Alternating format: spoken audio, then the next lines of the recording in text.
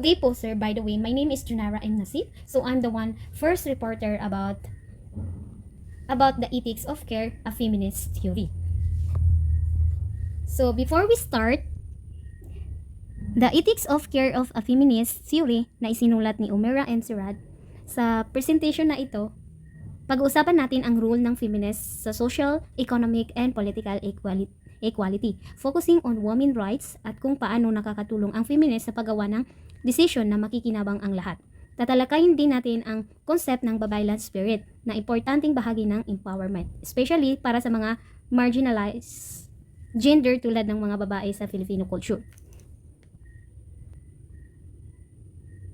So first is, although feminism has its roots primarily in the West, it is a conviction in the social, economic, and political equality of the sexes that has spread throughout the world. Feminism aims to advance the rights and interests of women. This lesson explores the essential differences between the sexes, which is a major basis for this philosophical movement, specifically in relation to ethical reasoning and living. It also touches on the emancipation of women and the potential of feminists in guiding decision making to avoid social marginalization and discrimination. So, while a feminist start in the West, it's now a global movement. A main goal nito is to fight for gender equality at mga karapatan ng mga babae. In this lesson we'll focus on the essential differences between the sexes, which is the basis of feminist philosophy. So, ang pagkakaintindi sa pagkakaiba ito ay makakatulong sa atin sa paggawa ng ethical decision at sa pag-iwas sa social marginalization at discrimination. Matagal nang nilalabanan ng feminism ang oppression na nararanasan ng mga babae. So now let's talk about the reclaiming the babaylan spirit. The term babaylan refers to a pagan priestess or medium in Central and Southern Philippines. It has evolved as a symbol of empowerment for marginalized gender such as women. According to the Babaylan Spirit article, the Babaylan has historical roots as healer, spiritual guides, and leaders, especially in the indigenous community. The modern Babaylan spirit can be found in urban Philippines and among diaspora communities embodying activism, healing, spirituality, and resistance to colonial history. So, ang babaylan ay tumutukoy sa isang priestess or spiritual medium sa Philippines. So, recently, ginagamit na rin ang term na ito as a symbol of empowerment for marginalized genders, especially for women. Noong unang panahon, ang mga babaylan ay mga healer at spiritual guides sa mga indigenous Filipino communities. At malaki ang role nila sa social at spiritual leadership. Hanggang ngayon, ang mga babaylan spirit ay nagbibigay ng inspiration sa activism, healing at laban sa mga historical injustice. Kaya't isang mahalagang simbolo ito ng empowerment. So let's proceed about the empowerment through babaylan tradition. So, Filipino communities can be empowered by the tradition of babaylan. This tradition helps preserve cultural heritage, strengthen community ties, and give new generation a sense of identity. By embracing these values, Filipino can respond to leadership challenges, whether in the social, spiritual, or activism related context. The babaylan is crucial in for fostering leadership, empowerment, and a shared vision for a better future. So, hindi lang ito historical concept, kundi may malaking papel din ang babaylan spirit sa modern Filipino culture. Ang mga tradisyon ng babaylan ay nagiging source ng empowerment kasi tinutulungan nila ang mga tao na manatiling konektado sa kanilang kultura, identity at komunidad. Pag niyak natin ang mga tradisyon ito, pinapalakas natin ang collective responsibility natin. So, ang mga babaylan hindi lang nagtaguyod ng cultural heritage, kundi nagbigay din sila ng leadership sa panahon ng crisis, tulad ng resistance sa colonization. Kaya kung i-reflect natin ang kanilang mga practices, makakatulong tayo sa pagbuo ng leadership sa iba't ibang aspeto ng buhay, mula sa activism hanggang spirituality na magdadala ng better future for everyone's. So that's all. Thank you. So hello, good day to each and everyone. So I'm Hussein Salagdi Sumimba, and today I'm going to discuss to you the introduction of our report, which is The Ethics of Care, a Feminist Theory by Omera M. Sirad.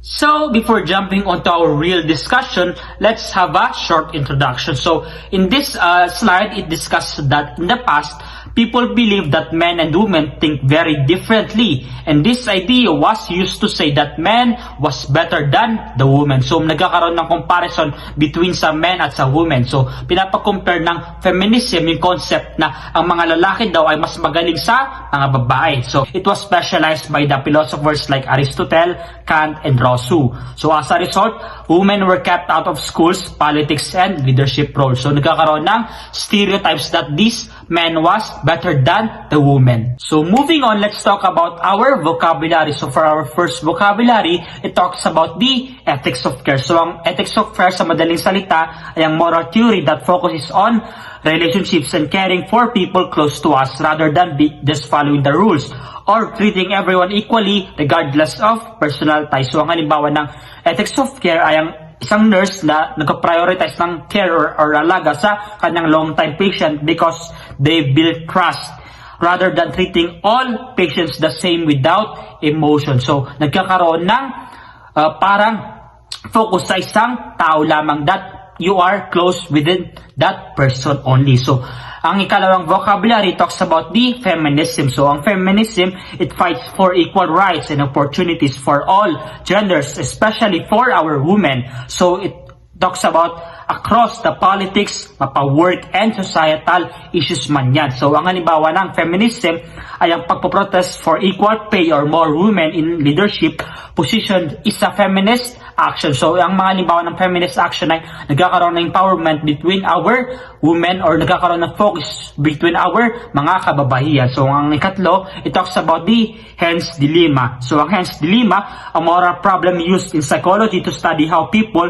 reason about right and wrong. So, it involves a man named Hans deciding whether to steal medicine to save his sick wife. So, ang halimbawa na lamang nito ay ang child might say that Hans should steal the medicine because saving a life is more important than our loss. So it reveals a certain or a concept of the moral stage for this dilemma. So for the last part of our discussion, it talks about the feminist movement way back the 1960s and the 1970s. So this feminist movement started to fight back against the idea that women are too emotional and men are naturally better thinkers. So sa madaling salita, ang mga kalalakihan natin noon ay mga magagaling daw mag-isip or natural na nag-iisip sa kanilang mga scenario or sa kanilang mga sitwasyon. While ang mga kababaihan naman ay mga emotional or masyado silang emotional sa kanilang mga sarili.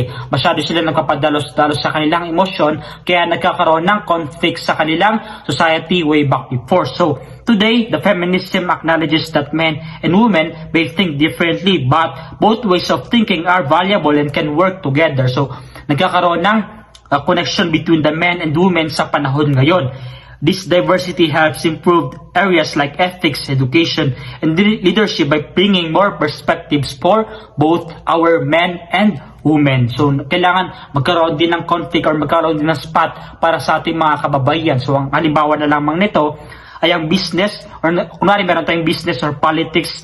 Having both men and women making decisions can lead to better outcomes because they bring different insights. So, diba meron silang sarili-sariling pananaw. Yung mga kalalakihan, ganito mag-isip. Yung mga kababayan, ganito rin mag-isip. So, with this, for instance, a woman might prioritize community welfare in policy making while a man may focus on economic growth. Both are important and together create balanced decision or solution. So, sa madaling salita, mga babae daw ay mag-focus sa welfare ng community while yung mga kalalakihan ay mag-focus sa kung paano lumago ang ating ekonomiya or ang ating economic growth.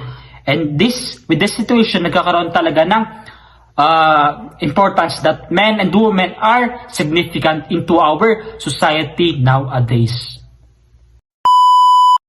Ever wonder why your moral compass is constantly spinning? Yeah, me too. Let's unpack the drama of ethics of care in Gen Z style. Good day, my name is Nurdaila Abdulwahab and I am here to help you unpack what's this thing we call ethics of care. Lawrence Kohlberg is the one who established the Kohlberg's theory. Kohlberg's theory is a system outlining how our understanding of right and wrong evolves, focusing heavily on abstract principles of justice and adherence to rules. Think of it as the ultimate follow the rules manual, but written before the emojis were invented. The thing about Kohlberg's theory is the so called gender gap. Kohlberg's work primarily focused on male subjects, leading to skewed perspective on moral development. He basically built his whole theory on half the population's experiences. Oops, this oversight is a big part of why Gilligan's work was so revolutionary. Now let's move to another part of this ethics of care in Carol Gilligan's take.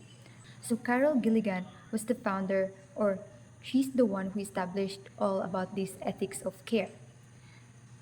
First thing we have First thing we have to know is that Gilligan criticized Kohlberg's theory. Carol Gilligan challenged Kohlberg's theory, arguing that it neglected the crucial role of relationships, empathy, and care in ethical decision making. She basically said, dude, you missed the whole point. Morality isn't just about rules, it's about peoples. Second thing we ought to know about Gilligan's perspective is that this framework emphasizes the interconnectedness of individuals and the moral responsibility we have towards each other. It's about considering the impact of our actions on others' well being and prioritizing compassion. Think of it as the golden rule on steroids. But here's the thing, these two theories we just talked about, how do you actually apply them in real life? So here's what we have to do. We have to learn about the Heinz dilemma. Heinz dilemma is a popular dilemma or a popular thought experiment that really enables or really shows the differences between the two theories. So Heinz dilemma is all about this guy called Heinz who has a wife with very severe illness. Now Heinz doesn't have money, doesn't have power or any means to help his wife survive that illness. Now Heinz is left with two possible decisions. Leave his wife die because of her illness, or second, steal some medicines from a pharmacy her to help her wife live.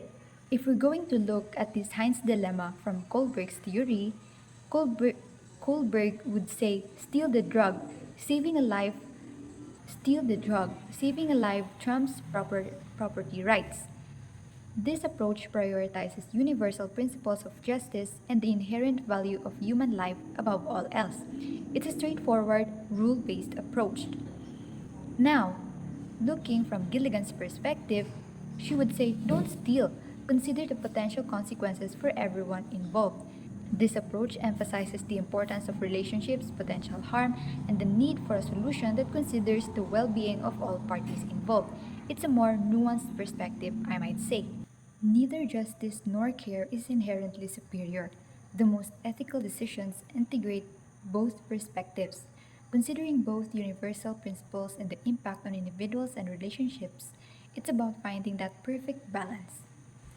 By incorporating both justice and care, we develop a more holistic and comprehensive understanding of ethical decision making. It's like adding the secret ingredient to make your moral compass even more awesome. Now, the takeaway for this lesson is understanding and sharing the feelings of others is crucial for ethical decision making. It's about putting yourself in someone else's shoes and maybe offering them a comforting hug while you're at it. Our connections with others shape our moral compass. Strong relationships foster empathy, responsibility, and a deeper understanding of ethical considerations. Basically, good friends make you a better person.